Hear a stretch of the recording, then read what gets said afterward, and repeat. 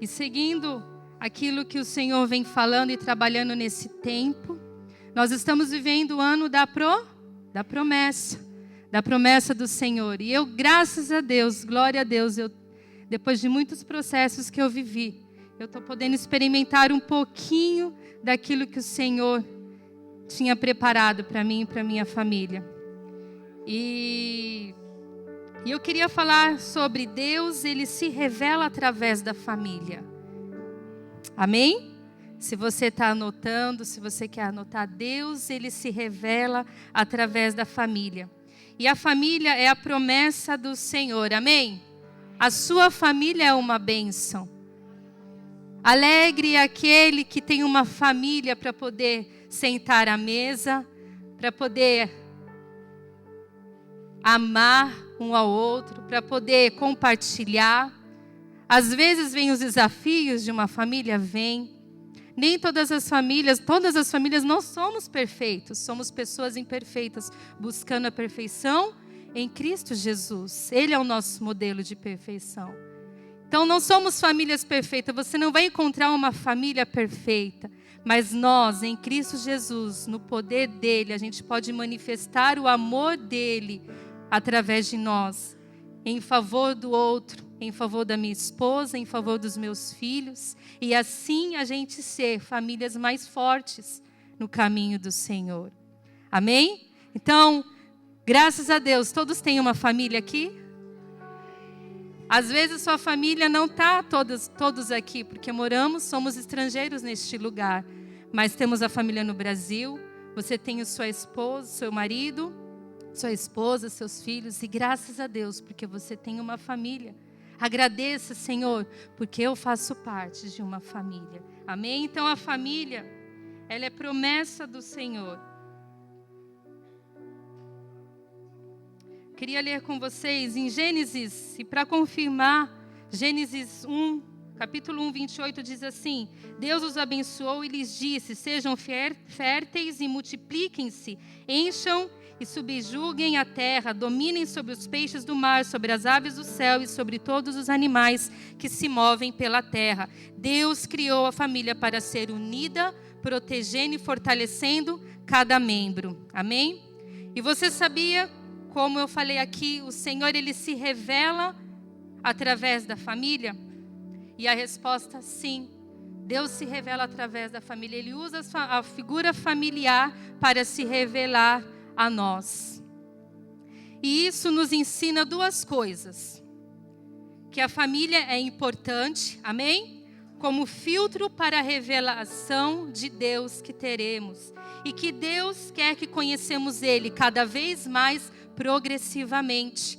Por isso que o Senhor se revela através da minha família, através da família. E eu queria ler com você uma frase que eu ouvi de um grande teólogo que fala assim: família faz parte de um sistema de valores que Deus estabeleceu e usa a fim de revelar a si mesmo. Família faz parte de um sistema de valores dos céus que Deus estabeleceu e usa a fim de revelar a si mesmo. Amém? A revelação de Deus, ela vem através do seu grande e infinito amor. Quantos já pôde experimentar do grande e infinito amor de Deus? E quando nós falamos de amor, vem na nossa cabeça o quê? O Senhor Jesus, Ele é o maior exemplo de amor. Mas, com o nosso entendimento aqui na terra, a maior figura de amor é a figura materna, de uma mãe para com seu filho. E Ele usa a figura materna para demonstrar o seu amor para com a humanidade. Em Isaías 49, 15, eu estou indo rápido, mas Isaías 49, 15, porque é muita coisa para falar, então a gente está correndo um pouquinho. Mas lá no livro de Isaías 49, 15 diz assim: o Senhor responde: será que uma mãe pode esquecer o seu bebê? Será que pode deixar de amar o seu próprio filho? Mesmo que isso acontece, eu nunca esquecerei de vocês. E quando Deus compara seu amor, ele menciona um amor sacrificial, um amor sagrado, sublime, que é de uma mãe para com seu filho. A mãe, ela cuida, ela ama de uma tal forma que ela se sacrifica pelos seus filhos. É por isso que quando o Senhor, Deus, nosso Cristo, Ele quer revelar o seu amor, Ele usa a figura materna, Ele dá esse exemplo. Mas a palavra dele diz que mesmo que uma mãe, em exceções existem, uma mãe se esquecer de um filho, ou de não amar o seu filho, ou não querer cuidar do seu filho, isso existe sim. Mas mesmo que isso acontece, eu nunca esquecerei de você. Então ele usa a figura materna para a gente entender com a nossa mentalidade humana o que é o amor e o infinito amor de Deus. Amém? Então ele se revela através da família, através da figura materna. Ele se revela também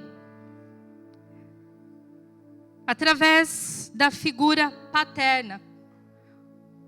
Quando nós falamos de cuidado, quando o Senhor ele fala de cuidado nas Escrituras, muitas vezes ele dá exemplo sobre a paternidade dele para nós. E ele deixa, então, a figura materna, e quando fala de cuidado, proteção, provisão de Deus, ele traz a sua paternidade. Então ele se revela através da figura paterna também. Abra lá no livro de Mateus, capítulo 7, versículo do 9 ao 11.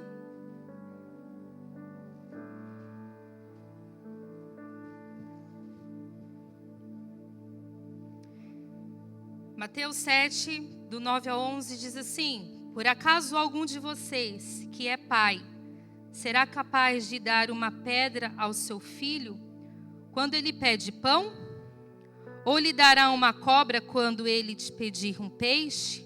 Vocês mesmos, sendo maus, sabem dar coisas boas aos seus filhos.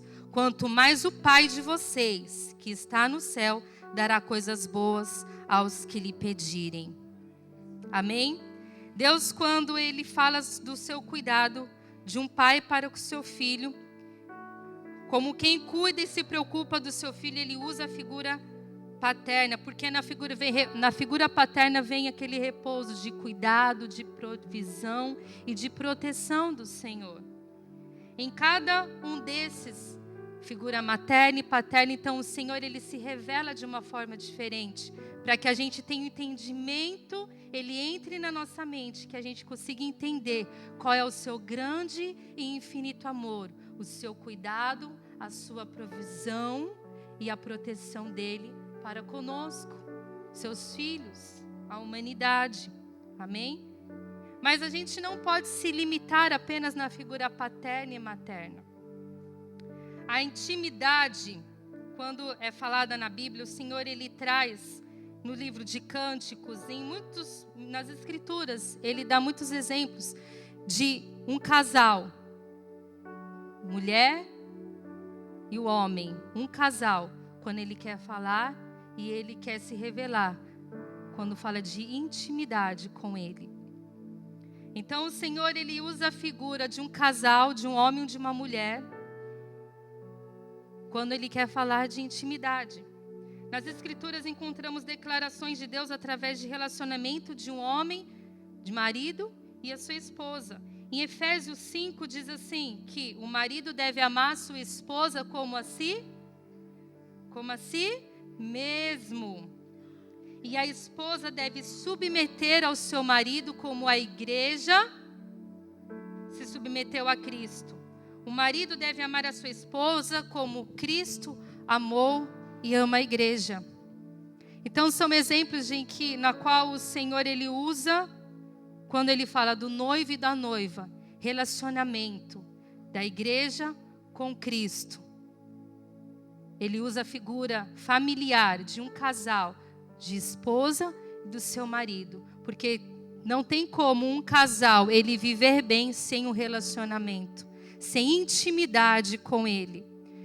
E uma igreja, a noiva de Cristo, que estamos sendo preparadas para o grande dia, nós temos que ter intimidade e aguardando o noivo até que ele venha. Amém? Então o marido deve amar a sua esposa como Cristo amou a igreja. Esse é o seu modelo ideal para você amar a sua esposa. E para a mulher, o modelo ideal é: e a esposa deve submeter ao seu marido como a igreja se submete a Cristo. Amém? Em Isaías, o livro de Isaías, capítulo 62, versículo 5, diz assim, Isaías 62, versículo 5,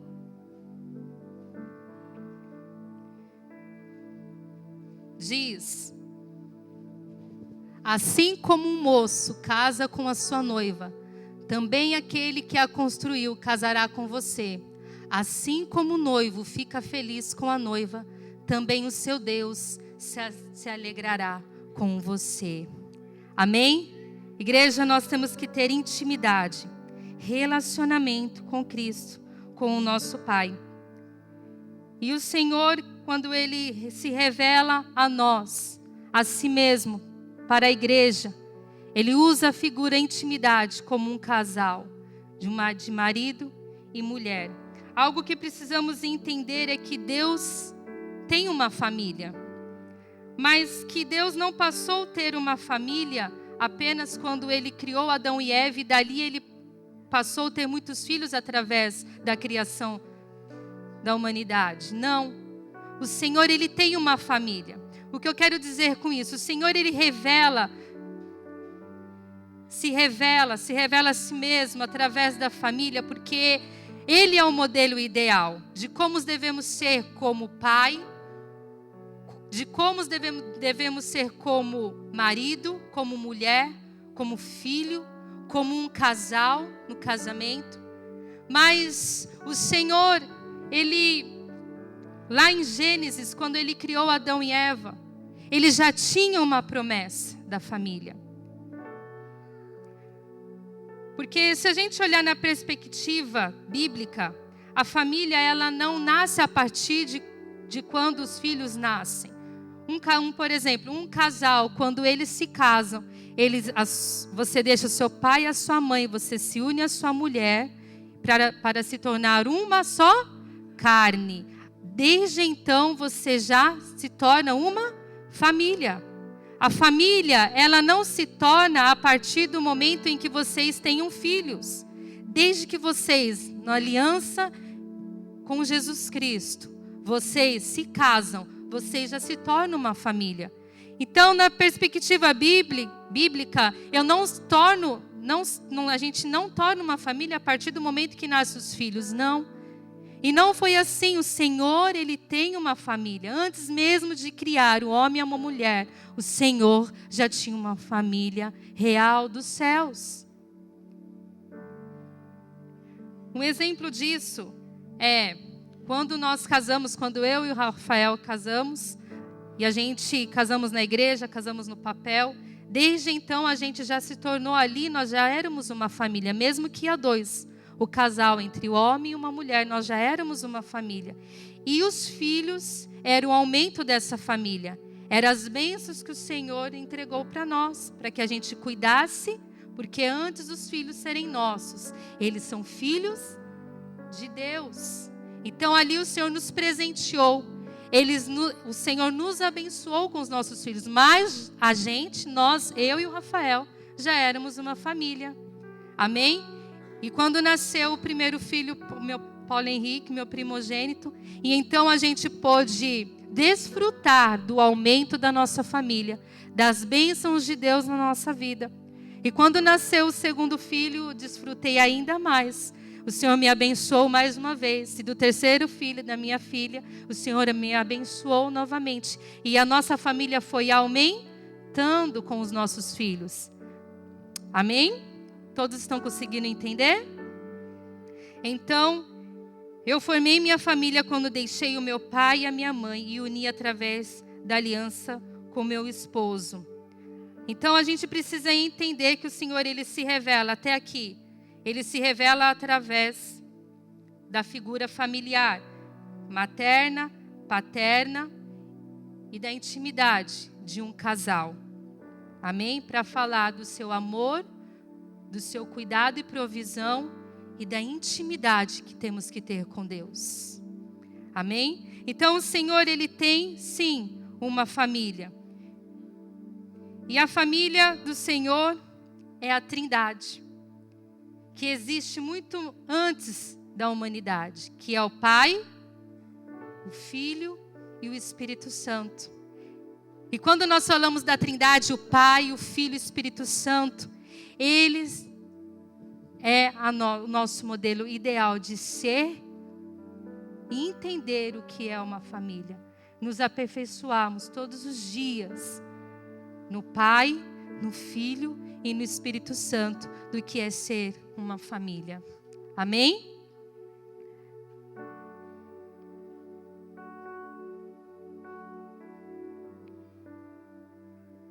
E a Trindade, Pai, Filho e Espírito Santo, essa família pré-existente, essa família eterna de Deus, é o nosso maior exemplo de como funciona uma família na distribuição de funções, papéis e tarefas. A forma que cada um trabalha cooperando em função, cooperando em favor um do outro. Então, na função e papéis e tarefa, o Senhor, Pai, Espírito Santo, Jesus Cristo, Filho, eles são, a Trindade é o nosso modelo ideal de como sermos família nessa terra. Amém?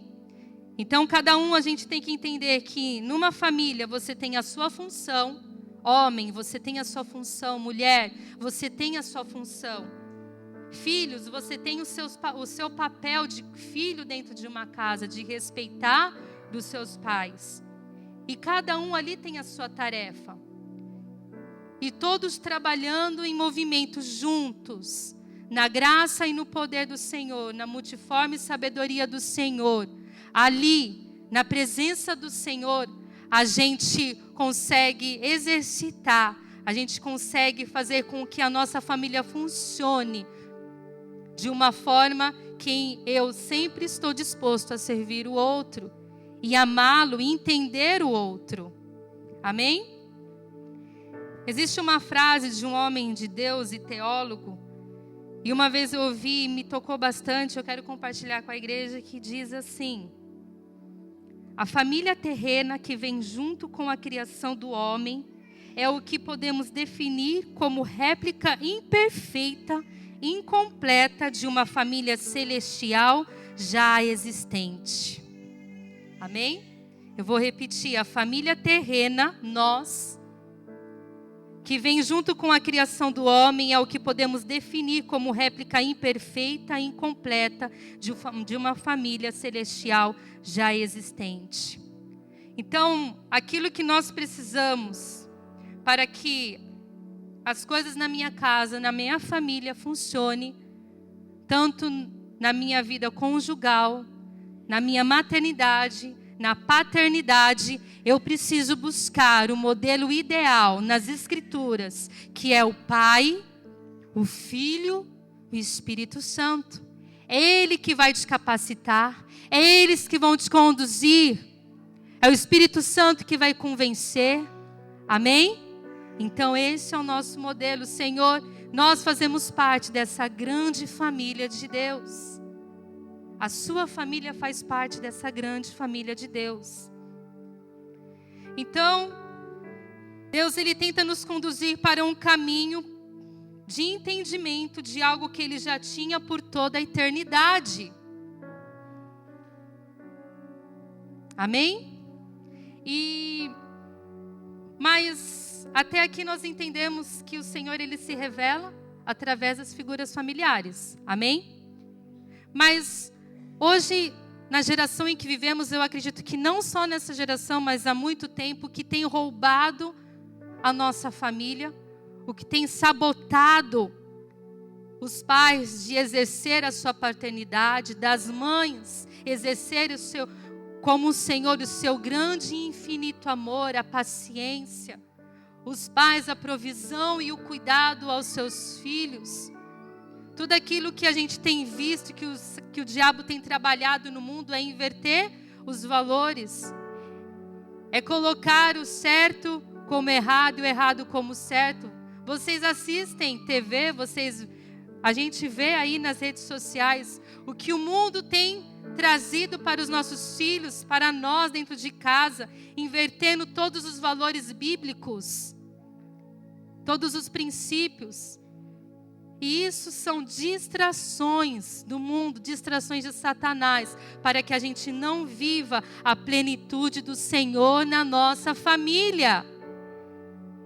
Sabe que são distrações? Distrações sabotam o seu chamado, distrações sabotam o seu casamento, distrações, ele deixa que o pai abandone o seu filho, que a mãe deixe de amar os seus filhos. Por quê? Porque se distraíram em meio ao caminho. Então eu entendo que o Senhor se revela a sua eternidade, a plenitude dele através das figuras familiares.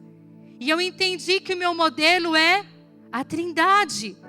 Mas o que tem impedido de eu viver isso, de eu olhar para o Senhor, para Cristo, e para que a minha casa viva então essa plenitude do Senhor, esses exemplos que nós demos aqui, de como ser como marido, de ser como o que é esposa, o que é ser filhos, e você só vai conseguir e exercer isso na presença de Deus. Se você fugir, são distrações que estão entrando na sua casa e fazendo com que você não viva a promessa do que é uma família.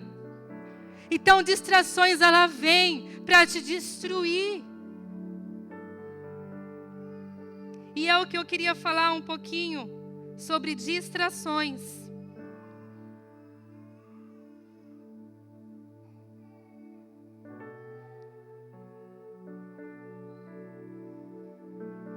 Mas antes de eu falar sobre isso, eu queria fazer uma pergunta para você. E que você meditasse. E a pergunta é: por que Deus usou figuras familiares para se revelar? Em Efésios 2:19 diz assim: assim que já não sois estrangeiros nem forasteiros, mas concidadãos dos santos e da família de Deus. Amém?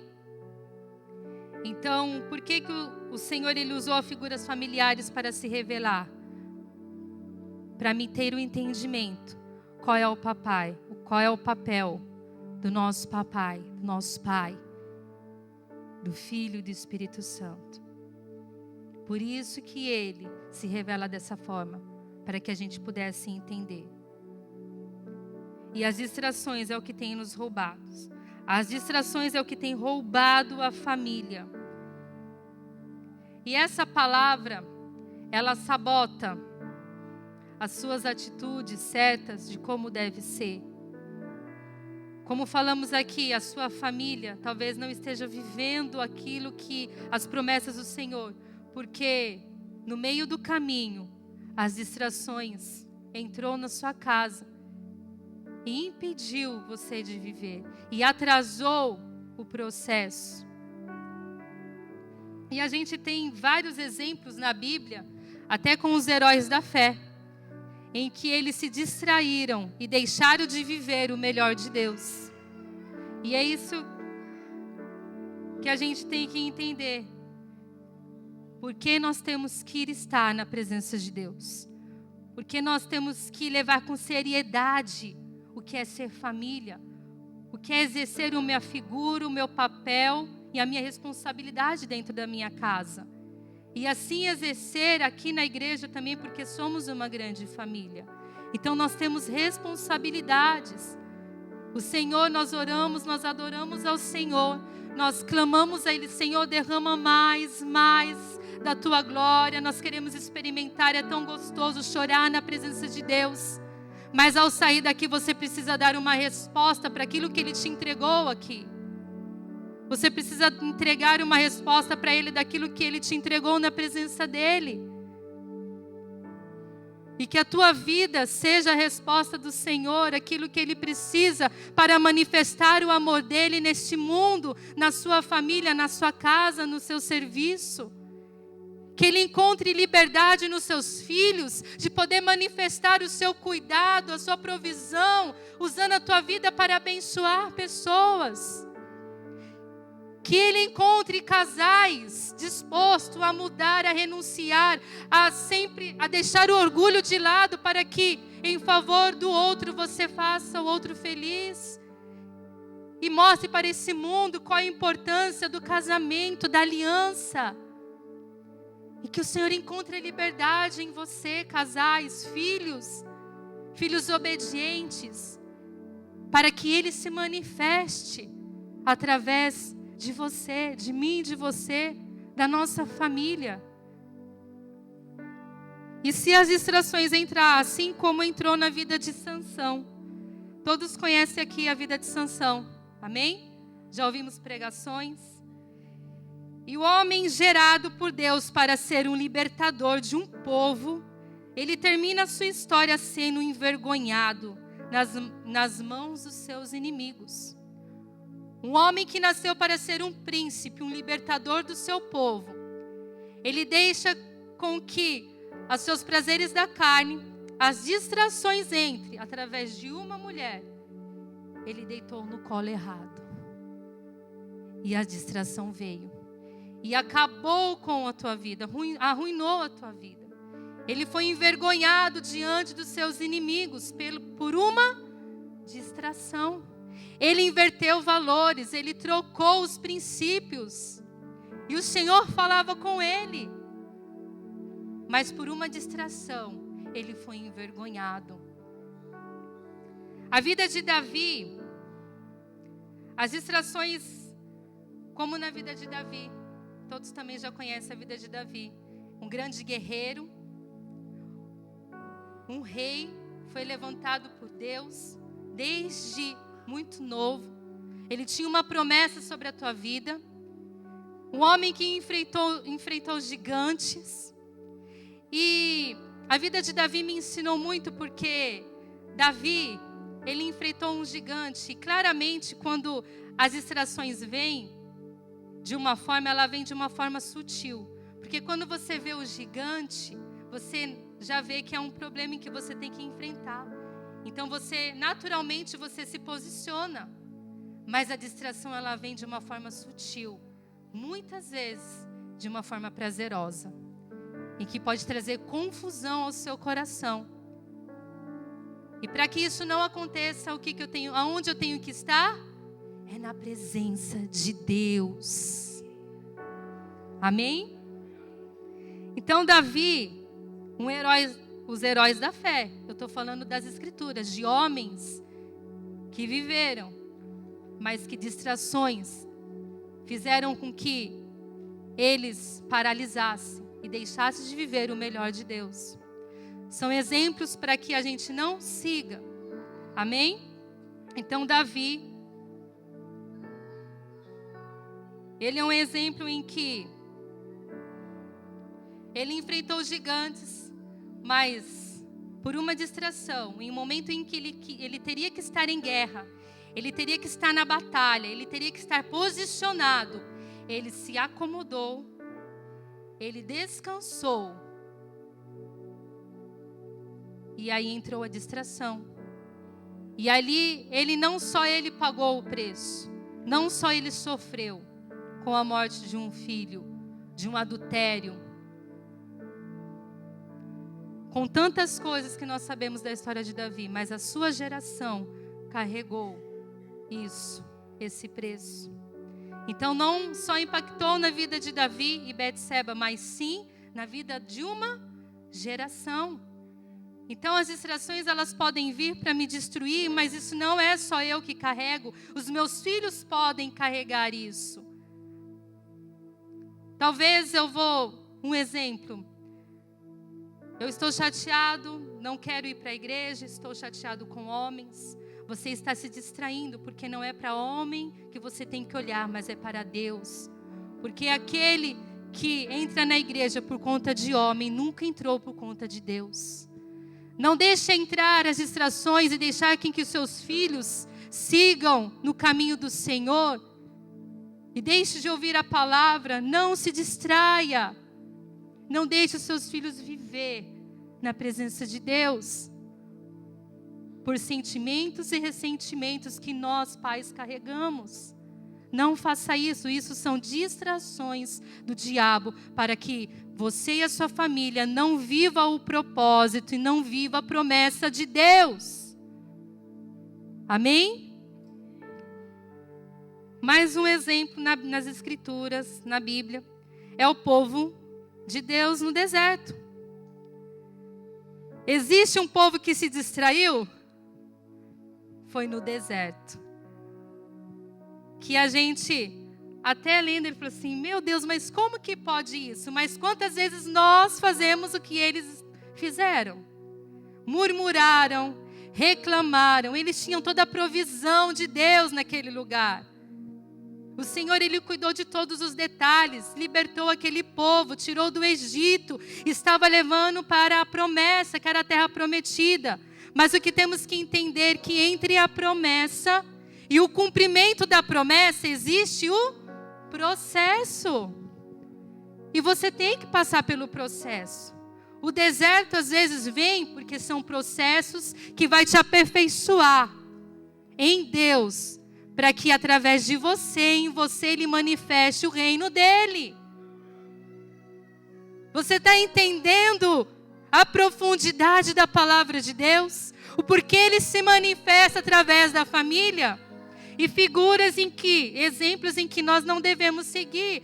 Distrações sabotam os sonhos de Deus para você.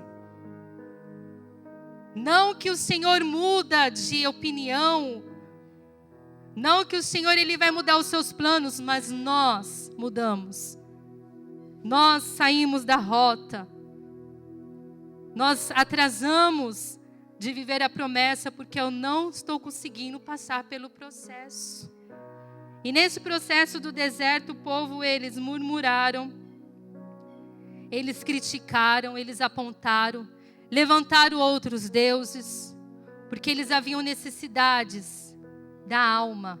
E o nosso espírito tem que estar muito mais forte que o nosso desejo da alma. E aonde você vai fortificar, fortalecer a tua fé, para que o poder de Deus se manifeste, para que o poder de Deus se aperfeiçoe na sua fraqueza, é aonde? Na presença de Deus. Amém?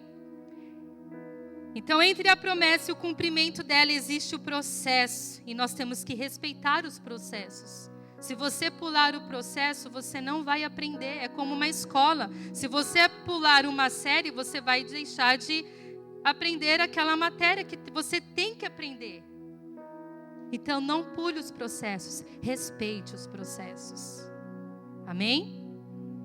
E um outro exemplo que eu sempre dou esse exemplo, é de Marta e Maria.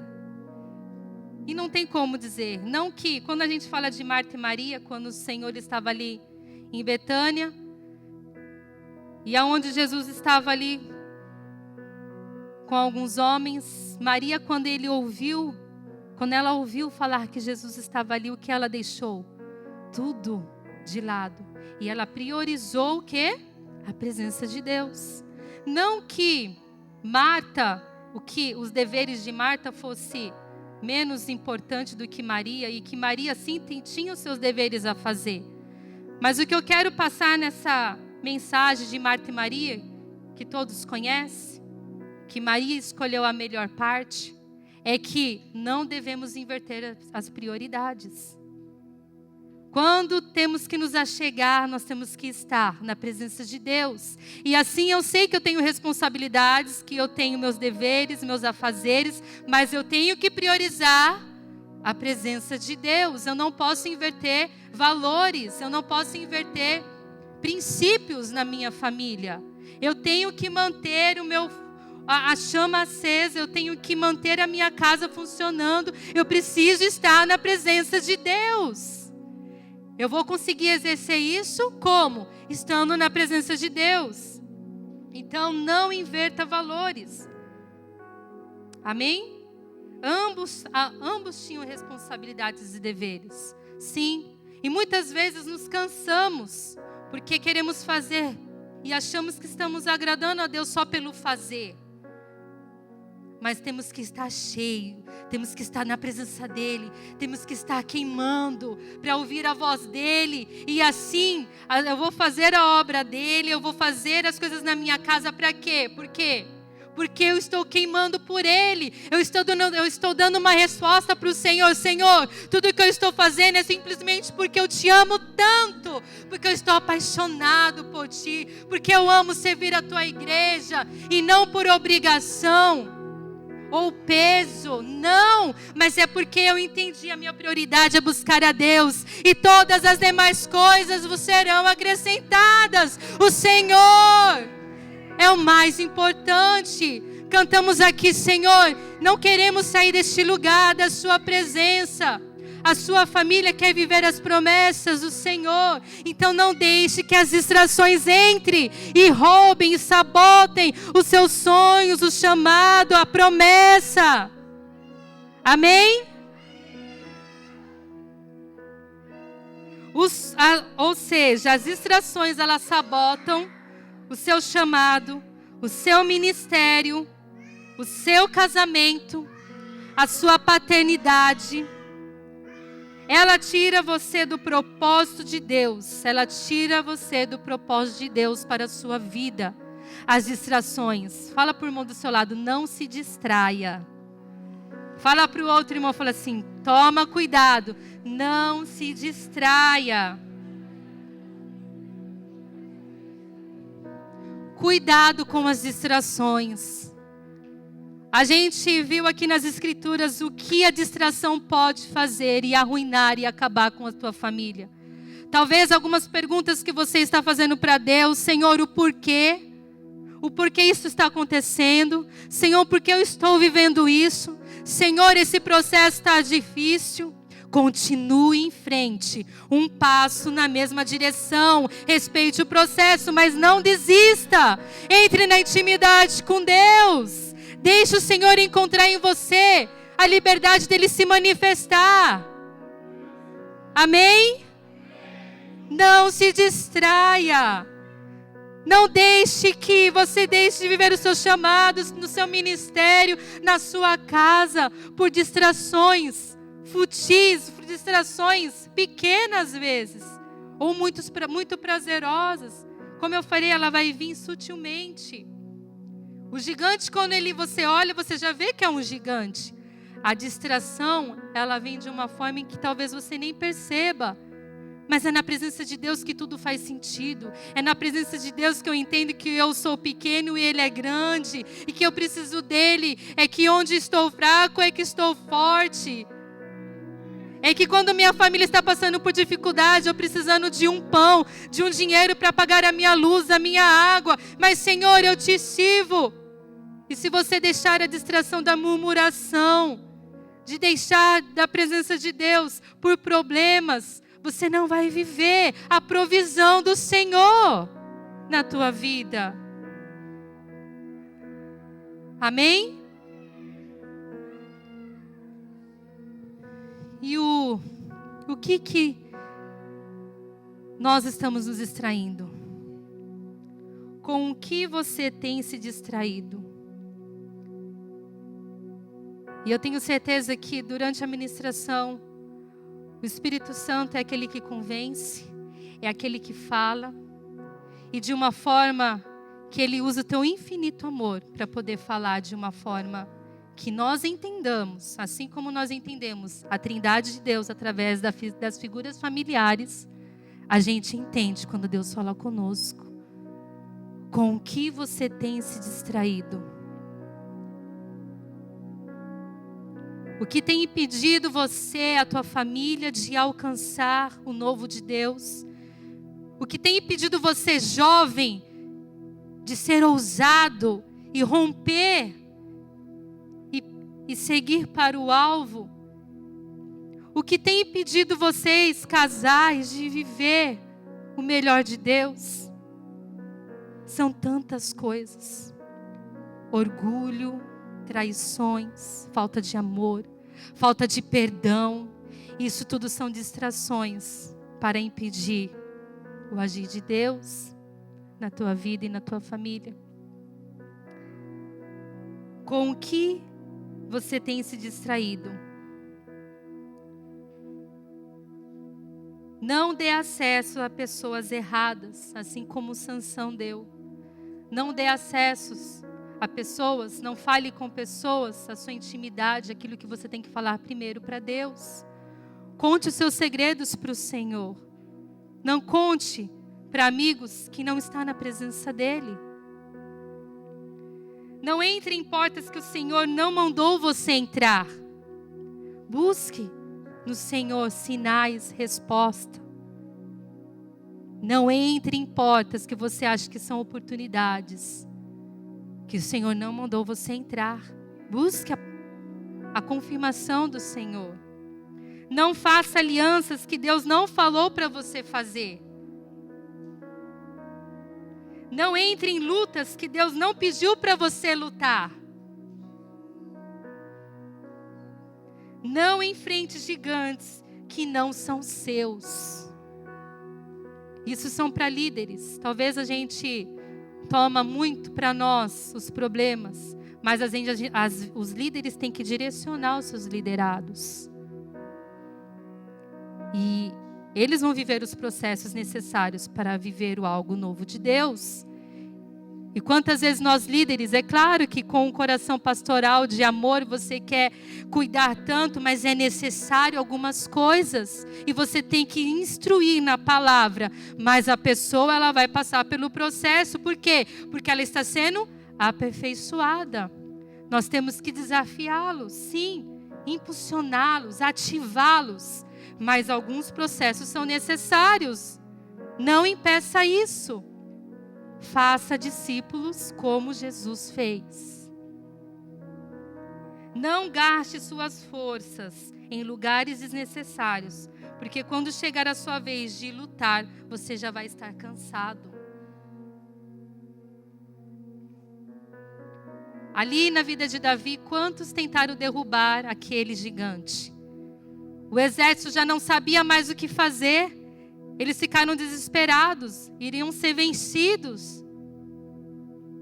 Por quê? Porque era Davi que era para derrubar aquele gigante. Se cansar, quantas vezes nós se cansamos, porque a gente luta, é como uma esteira, uma esteira que faz academia, você anda, mas você não sai do lugar. Então não lute lutas que não são suas. Não gaste suas forças em lugares que não é para você depositar ali as suas forças. Que muitas vezes apenas o que nós temos que fazer é orar. É na presença dEle, é buscar. É orar pelo meu próximo, orar pelos meus amigos, orar pelos meus familiares. Porque é Deus que vai fazer.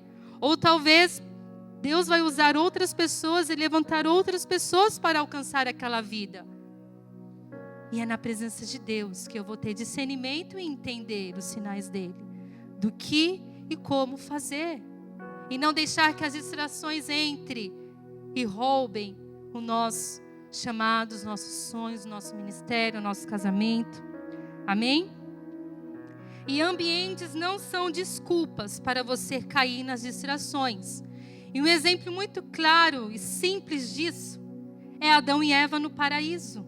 O primeiro Adão e o segundo Adão. O primeiro Adão, ele estava no paraíso. E o segundo Adão estava numa cruz, sendo crucificado, dilacerado, maltratado, apontado. E o primeiro Adão, que caiu na distração, ele estava num paraíso. Então não coloque culpa nos ambientes que você está vivendo, ou no processo, ou no momento que você está vivendo na sua vida. Sabe o que nós temos que fazer? É nos posicionar e olhar para Cristo, que vai nos direcionar. E assim eu serei crucificado todos os dias, mas eu viverei para Ele todos os dias da minha vida. Eu posso estar no paraíso, vivendo muitas coisas boas, financeiramente, mas se você não estiver na presença de Deus, você vai se distrair. E você não vai viver aquilo que Deus quer que você vive, aquilo que Ele preparou para você. Você vai viver os seus planos. E quando nós vivemos os nossos planos, o que acontece? Nós nos frustramos. Então não coloque culpa em ambientes. Pode estar difícil, mas se você está perseverando na presença de Deus, exercitando a tua fé, sendo um bom servo, um bom filho, continue em frente. O Senhor é contigo e o processo irá passar e você irá chegar no cumprimento da promessa.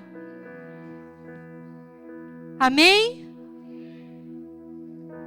Respeite o processo. Então não colocamos culpa nos ambientes que estamos vivendo. Isso é um exemplo tão claro, eu quero que você carregue esse exemplo todos os dias na sua vida. Porque as preocupações, elas batem no nosso coração. Os momentos difíceis vêm na nossa vida. Mas não vamos nos distrair. Não se distraia. Amém? Eu queria que a igreja se colocasse de pé.